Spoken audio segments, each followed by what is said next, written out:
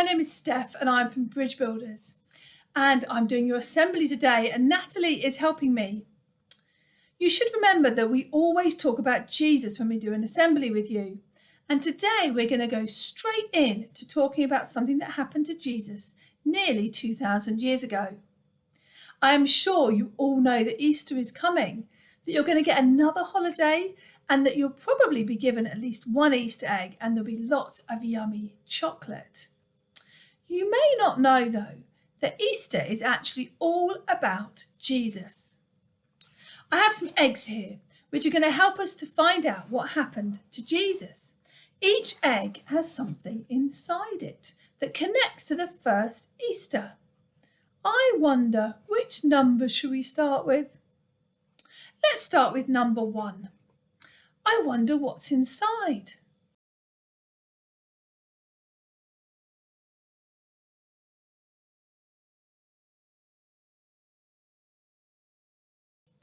Oh, look, it's a little palm leaf.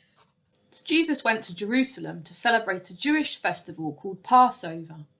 He rode into Jerusalem on a young donkey, and a large crowd spread their coats and palm branches on the road. They shouted, "Hosanna to the Son of David! Blessed is he who comes in the name of the Lord! Hosanna in the highest heaven!" So Hosanna means save us. Well, what an amazing way to arrive into a city. I wonder what's going to happen next. Let's open egg 2 and have a look inside.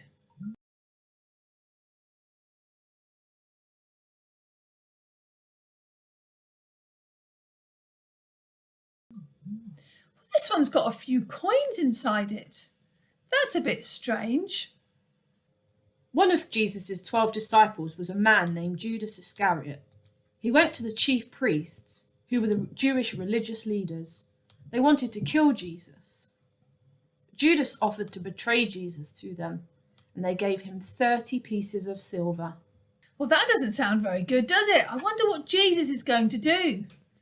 Let's open egg 3 and find out.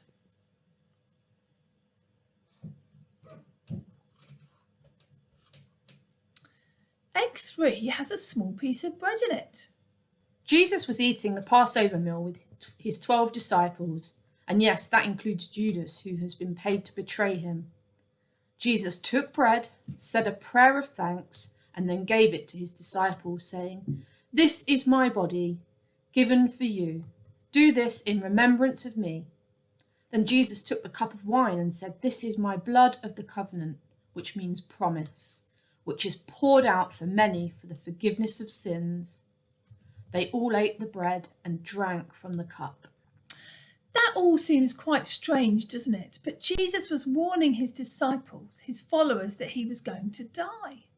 But he was also telling them that he could forgive people for the wrong things that they do. Let's look in egg 4. Oh, it's a piece of rope. Wonder if we're going to hear about those chief priests again.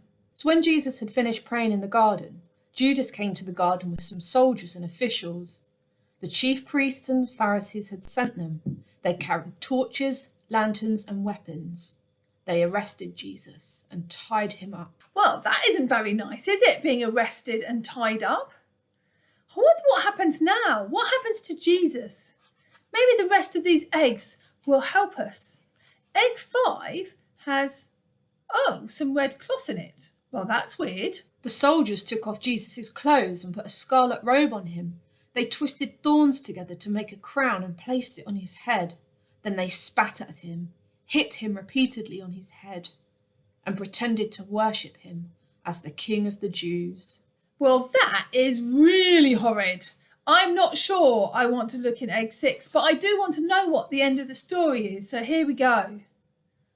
Egg 6 has a cross in it. After they had finished mocking Jesus, the soldiers took Jesus to the place called Golgotha and nailed him to a cross. Jesus was right. He was going to die. I don't think there's much coming back from that, do you? But we do have 2 eggs left. So let's check egg 7. A stone. Why is there a stone in egg 7? Joseph placed Jesus in a tomb rolled a large stone in front of the entrance, and went away. Then the chief priests and the Pharisees put a seal on the stone and posted some guards there. So Jesus is buried and a massive stone is rolled in front of the entrance of the tomb. The Pharisees wanted to be really sure that no one could disturb the body, so they put some guards there as well as this huge stone. Well, do you know what? That sounds like the end of the story, doesn't it? Jesus is dead. But we do have one egg left. Let's just check it and make sure we're not missing anything. Oh, this egg is empty. I wonder why. On the third day after Jesus' crucifixion, some women brought spices to the tomb to anoint Jesus' body. But they saw that the stone in front of Jesus' tomb had been rolled away, and the body of Jesus was not there. An angel told them, "Jesus is not here, he has risen from the dead." Well, that was why the egg was empty, because the tomb was empty. And do you know what? No one could have taken the body because of those guards in front of the tomb. And after this, after Easter Sunday, Jesus appeared to over 500 different people. He was alive, and that is what we celebrate at Easter. It is amazing. Christians all over the world will celebrate Easter.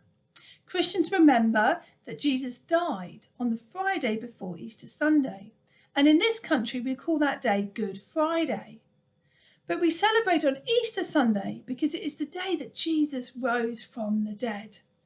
Christians believe that Jesus did rise from the dead and that he can do what he promised, that he can forgive us for all the wrong things that we do. All we have to do is to say sorry to him for all the things that we do that he doesn't like, and he will forgive us. So that's what Easter is all about. Enjoy your Easter eggs and your chocolates, because I certainly will. But also remember that Easter is all about Jesus coming back to life. We are going to pray together. If you don't want to pray, that's fine. Just sit quietly.